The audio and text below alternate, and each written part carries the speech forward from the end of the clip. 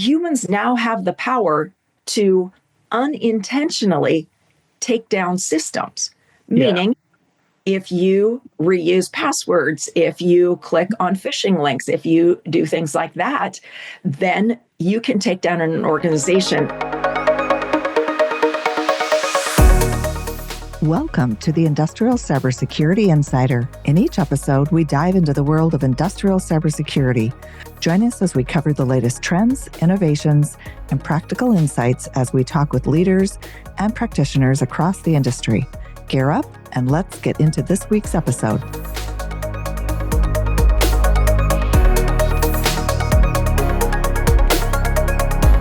Hi, welcome. My name is Craig Duckworth, and today I have the distinguished honor of presenting Kerry Tomlinson as my guest today. Kerry, if you would, please give us a little bit of background about yourself and introduce yourself. Excellent. Thank you so much. Lovely to be here. My name is Kerry Tomlinson, and I am editor-in-chief of Ampix News. Basically, what that means is I do cyber news. So I look at threats that are going on out in the digital world and how they impact us and what can we do about it. And that's the key. It is overwhelming. Cybersecurity is overwhelming for many people. So let's distill that down into things that we can use so we can feel more confident and safer in the cyber world. Great intro, and I appreciate it. And you touched on a couple things there. Cybersecurity, we hear, is boil the ocean. Giant term, means so many things to so many people. And we hear it so often, well, how do I get started? What do I do? My response is you can't eat the elephant at one bite. You have to break it down into small bite-sized chunks. Are there things that you see if you look at the framework, so you look at the structure, you look at the education that we're continuing to provide to the industry, are there certain areas that kind of from a first step of, you have to do something, where would it be? Right. So there are many different ways to look at it. And the people that I talk to, I do many cybersecurity talks every year, probably about 75, I would say, every year, 45 during October, Cybersecurity Awareness Month. So I talk to many different people who are in many different levels. So there's the person who has absolutely no knowledge of cybersecurity and wants to protect themselves maybe and their family members in their home networks and maybe at work as well. You have the people who have some knowledge and want to improve that knowledge. You have some people who are not working in cybersecurity, but want to get into cybersecurity. And you have people wanting to get into industrial cybersecurity. And then you have cybersecurity professionals who are working in IT and want to get into OT. And then you have cybersecurity professionals who are just starting in OT. And then you have the ones who are working in OT and have been for some time. So there's many different layers, and it really depends where you are in all of those layers. But in any case, what I recommend is that you create a priority list, because without a priority list, you are lost. And that means taking a look at many different things, making a long list, which is overwhelming, and then going through and trying to prioritize and talking to people and asking, what do you think should go first with all of these, with people in any one of these levels?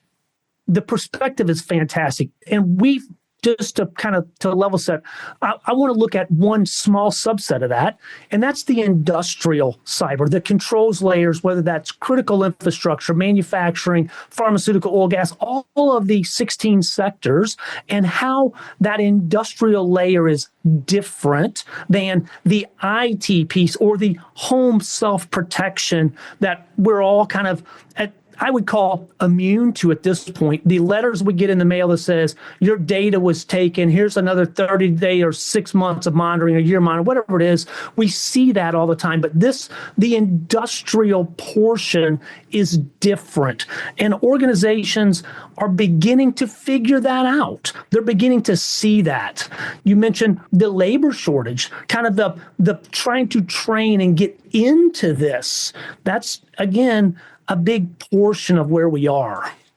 Right. And there's a lot of things to look at, but I do think that it is important to understand that At this point, it seems like the enemies are within the gates. The concept of the perimeter, long gone, really. When I started in cybersecurity and industrial cybersecurity 10 years ago, there was still a concept of a perimeter. And we're seeing that that's not the case. If we look at things like the Volt Typhoon attack, which really is probably just the surface. And of course, we saw attacks from Russia years before that, where Russia had been attacking vendors and getting into industrial settings through vendors and through third parties. I think we need to understand that the attackers are inside. It's a question of what can they do when they're inside, and how do we keep operating with them inside our networks? What can we do? And there are many different strategies and many different guidelines, but I think that's the main thing, is how do you keep going? So if we're looking at the CIA triad that we always talk about, confidentiality, integrity, availability, the confidentiality in industrial, I think, is probably gone. I think it's probably not there anymore. So we have to look at integrity and availability. And I think integrity assures availability. So if we're not making sure that we know what is happening, perhaps a baseline of what is happening, and trying to figure out ways that attackers can't change our interpretation of the data that we're looking at, then I think we can make sure that there is availability, because in critical infrastructure, availability is everything. Well, and you could almost argue that the confidentiality could be replaced with safety. You know, if you look at safety as it relates to industrial networks, that typically is the trump card in any situation. You know, every organization, safety is number one, then it's availability, it's uptime, it's OEE, it's production. But safety is going to be, that's the get out of jail free card almost.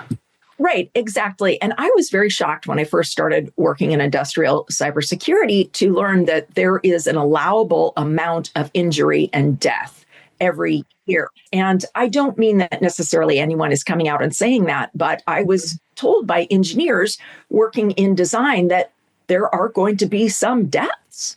There are going to be some injuries, and you have to choose which path is going to bring you fewer deaths and fewer injuries. So it reminds me of the famous trolley car meme, as, you know, which track do you go down? You want to do the one with the least deaths and the least injuries. And that was very, very surprising to me, that the concept that there are going to be some deaths and injuries. Now, cyber, it's come to the point where that can be increased by cyber means. And we haven't necessarily seen any good examples of that. And if you've seen something, let me know, of a deliberate cyber attack that is actually harming or killing a person, although perhaps I haven't seen it yet because I don't read every single report that is out there. But that does come into play in times of geopolitical tension, and we are having increased geopolitical tension. So that is within the realm of possibilities. Yes, and I would agree with that. I haven't necessarily heard of them either. I've seen some reports within the medical field where, you know, hospitals attacked, patients are not able to get care, patient dies, and then you could argue the opposite side. Well, would the patient have passed anyway had they gotten treatment? So but I would say there's probably not a definitive, although we are starting to see the adversaries turning more to malicious, toward destruction and chaos, in creating that fear, uncertainty, and doubt in the ecosystem versus just ransomware and holding hostages for, you know, ransom by demand, or however you would look at that piece of it. Right. And it's sort of a balance. Are the enemies creating fear, uncertainty, and doubt, and therefore that's a weapon? Or is that fear, uncertainty, and doubt actually helping us be more prepared for what's to come? I remember when I first got into industrial cybersecurity 10 years ago, really was right before the first attack on the Ukraine power grid in December of 2015. So I guess that would be about 9 years ago, really, if you're doing the math.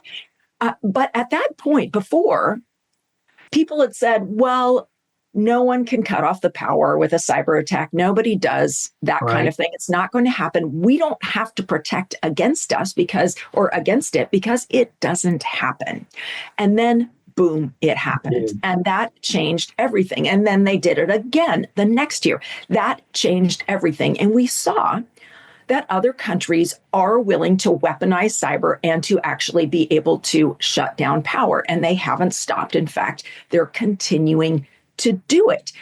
Right. And so we have to recognize that just because it's not happening now doesn't mean that other countries who have different interests than perhaps you in your own country, that they're not going to weaponize and do that. I think that is certainly within the realm of reality. And Yeah. it seems like you actually need to protect against that. Now, that goes against what many companies are facing, which is profits, profits, profits, profits. Yeah. Because profits doesn't allow for, well, let's keep everyone safe from dying. So Right. that's a bit of a problem in industrial. Well, and you look at, back to there is some acceptable level of death or harm in industrial when the outcome is a physical outcome, not a digital outcome. If you are managing a saw or ammonia gas in an environment or heat process that could blow up a boiler, there's those physical outcomes, if altered, have real consequences. And that's getting organizations to I wouldn't say recognize that, because I believe that they all recognize it, understanding the implications of if something goes wrong, it's different than your data being taken. Now, I would advocate for, if I were Coca-Cola, for example, I would not want my recipe to be taken. Or if I were Tesla, I wouldn't want my production model to be taken. But that's a little different than if ammonia escapes and I kill a city of 3,000 people. It's a different level of implication. Indeed, indeed. And my fear, I hope it's not true, but now 40 years of news reporting, I fear it is true, that for many companies, the reputational damage of killing a city full of people far outweighs the actual humanity of it. Meaning, Yes. we should be doing things to protect people, and yet the profit motive tells us, no, we're not going to do that. So I do not think companies are doing everything that they can do, because they are looking at things from a reputational perspective rather than from a humanity perspective. And that's just sad. And I agree. I watched a Netflix series a couple of years back, and it was within the pharmaceutical industry. And it reminded me where you have a financial analyst that's weighing the risk of a drug that's causing damage and the side effects killing someone versus the lawsuits and the cost of paying a family because of a death, and what's more profitable to the organization. And it really, from a human standpoint, makes you sick at your stomach to think about it. Right. And there have been recent discussions about various chemicals that have been produced over the years where it is known that a certain percentage of people will get cancer from using these chemicals. But the profits, think of the profits that we get from that. So I fear that plays into industrial cybersecurity as well, even though there's the possibility of extreme harm to humanity. Yep. Let's switch gears a little bit. Let's talk about possibly some of the challenges that you're seeing. Both of us are big into education, helping organizations understand the tools, the technologies that are available, the best practices, the due diligence and care to protect and secure the operational side, the industrial side, equally as important as the IT or the enterprise side. What challenges are you seeing in kind of your evangelistic mode that we're all in at this stage? I see two challenges. And the first one is AI. Everybody take a shot now. We had to say AI, right? Yep. But because so many companies, so many industrial organizations are using tools that are using AI. So a vendor has a tool and it uses AI. I saw a recent survey of 200 something professionals in industrial cybersecurity, and more than half of them were already using tools that had AI in them. And some of them, a number of them, were not assuring that the data that the AI is using has integrity. And then some of them also were not assuring that a human was monitoring the AI or checking in on the AI to make sure it's happening. So these are all danger points that can be exploited 100%.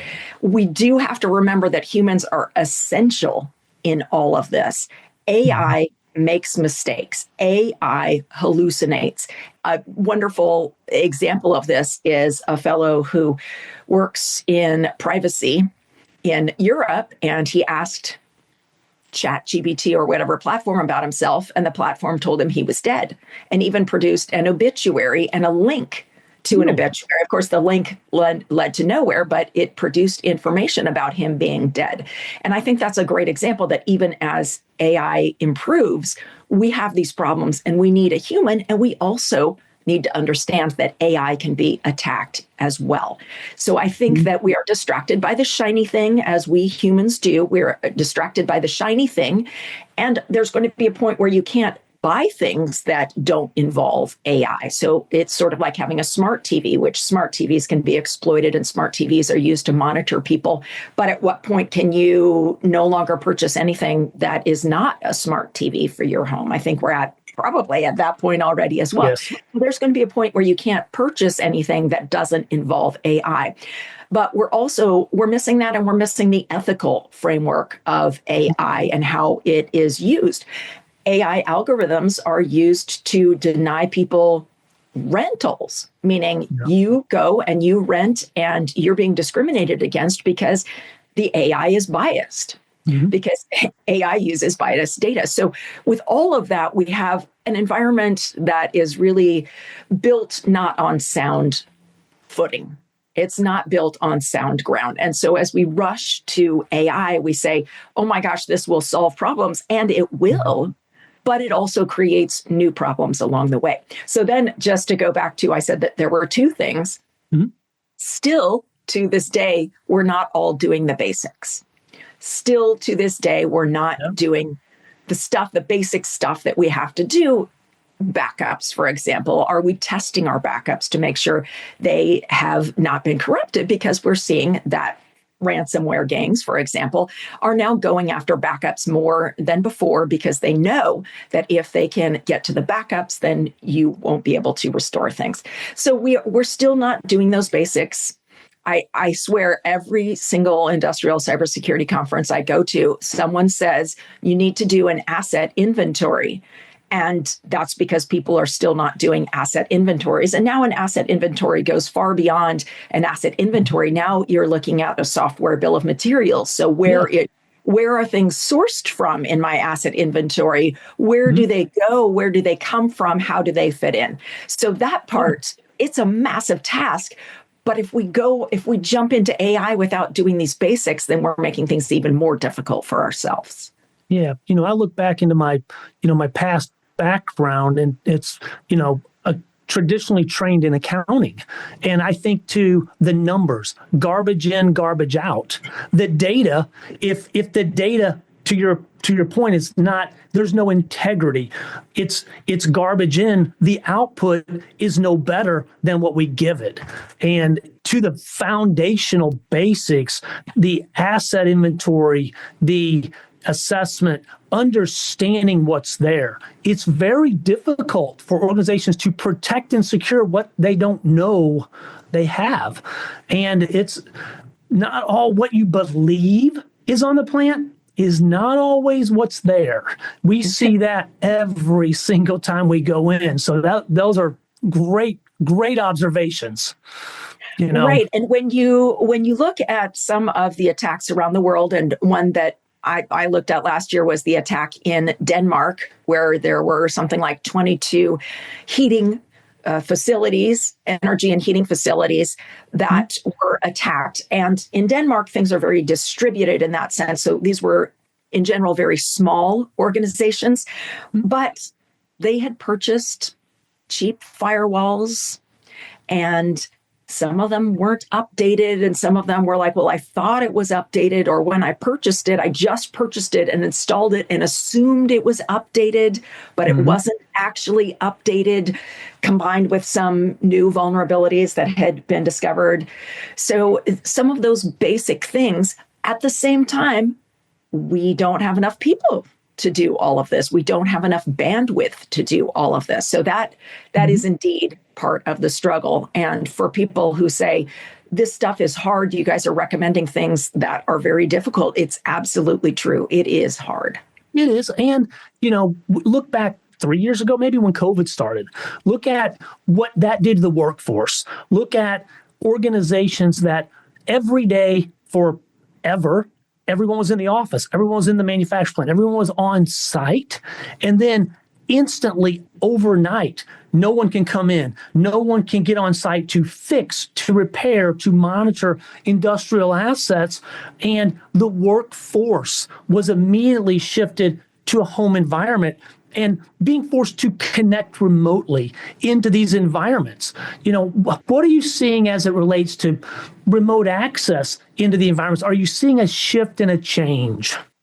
I think we still struggle with remote access, and we still struggle with the concept that humans are involved in the mix, and we want to use technology to solve all the problems when we need to look at the humans who are doing the things.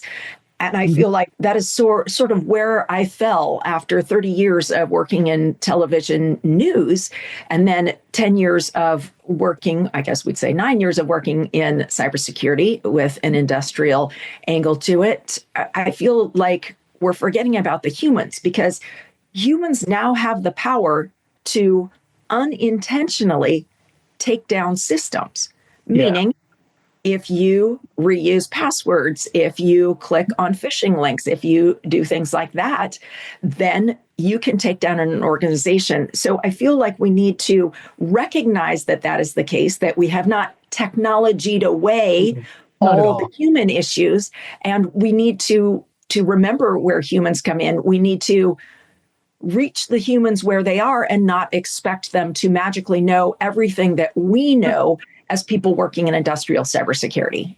Yeah, humans will, in my opinion, I believe that humans will always be the weakest link because we have emotion. You look at a machine-to-machine event, PLC to drive, you program it to do something, it's going to do that exact same thing over and over and over without fail until one of the two machines breaks or you ask it to do something different. As human interaction, we think rational and it's different. But you're right, it's different. Right. And I do have to say I don't agree that humans are the weakest link, because humans are the world. We are the world, and we're using technology to help us out. A machine will do what you tell it. So if an attacker gets in there and gives the machine bad information, then the machine is going to do something wrong. And as we're talking about, can ultimately kill people. So I feel like machines are a weak link as well, because we're ignoring the fact that they can be manipulated, and that thanks to technology, we'll see information that looks like the machine is operating correctly. Maybe let's take the example of the safety instrumented systems, or SIS, with Triton Trisys, the malware back in, I believe it's 2017 now, that came about, where it can trick the system into believing that everything's just fine. And meanwhile, we blow up the petrochemical facility and kill everybody and cause all kinds of havoc. So I really don't believe that. I believe the world is made for humans, and machines are something that we should use. And I also believe we rely too much on machines. Some examples I'm talking about is people who have worked in the industrial world on the plant floor, so to speak, in control centers. What they can tell you is that humans with finely tuned ears, just by listening, can tell when a machine is slightly off. Things like that. And we need the humans to interpret what's going on, and we need the humans to understand when other humans are doing attacks that trick the machines. What we can do is use, for example, AI to aggregate that. But once again, AI can be vulnerable and the data can be vulnerable. So I feel like humans are the solution, honestly. And I appreciate the concept that they're the weakest link. But also, we've created a system where humans can be a weak link. And my question is, why have we created a system where humans can, with an accidental click, cause so many problems? And we need to change that. Great point of view. You know, I would say to that, as we look at that aspect of it, there are different views in which that's applicable. But overall, it really makes you step back and think about, how the interaction is there, and that the human aspect of that, we do need to be there for all of the machine learning that's there, all of the machine interaction, and help guide that in the right path.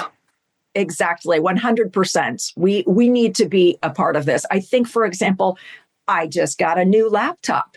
Okay. And I will tell you, the machine does not do what it is supposed to do. It sometimes just doesn't. And how many times do you need to, I'm thinking of the gate code to the parking lot, maybe the employee parking lot. How many times do you need to enter the code 3 times because the machine is just not doing what it is supposed to do? So machines are faulty as well. I don't like to lay blame on one side or the other, because it's a human world and we should be using the machines to help us. Right. Good point. As we kind of wind down or wrap up, is there some sound advice, some guidance for organizations, clients that are listening, for potential anyone that's trying to learn or understand? What's some advice you would say, here's a good nugget or a couple pieces that you should really think about to help get started or look this way? What would you say? Yes. Well, from my perspective, and I have a perspective where I talk with many, many people who are just individual users, just people, and their organizations, industrial organizations, are expecting them to keep the organization cyber secure. Mm-hmm. What's missing is the understanding that you have to create a culture where these people are motivated to keep the organization cyber secure. It's really not just saying, you should do this and you should do that. It's a matter of creating that feeling. And that exists in industrial organizations with the concept of safety. For the most part, from what I have seen, the concept of safety is an overriding thing. People are often very motivated to keep people safe. And if we can harness that with cybersecurity, if we can create an environment in the organization where people want to keep it cyber secure, where people are interested in how things work and what they can do, because it is human nature to want to take a shortcut, to want to do our jobs in a way that seems less onerous than what might exist. So you really have to reach them on a human level. And this is one reason why I say humans are so important. We have to reach them on a human level and create that desire. And one way to do that is to get their input and talk with them about cybersecurity principles that you are implementing that affect them, so that they feel invested in it, as opposed to the top-down saying, this is the best thing that we can do. It's really talking with them and making them feel like they are part of the cybersecurity process. So I would say absolutely do not overlook that if you want to have success from an organizational standpoint. Yeah. And we have a term for that we like to use. It's called digital safety. Again, it brings the safety aspect, which is always the priority in the industrial space, into the digital world. And it puts a different perspective on it. Great conversation, Kerry. Fantastic view. I really appreciate your time today. Thank you for being our guest. Phenomenal.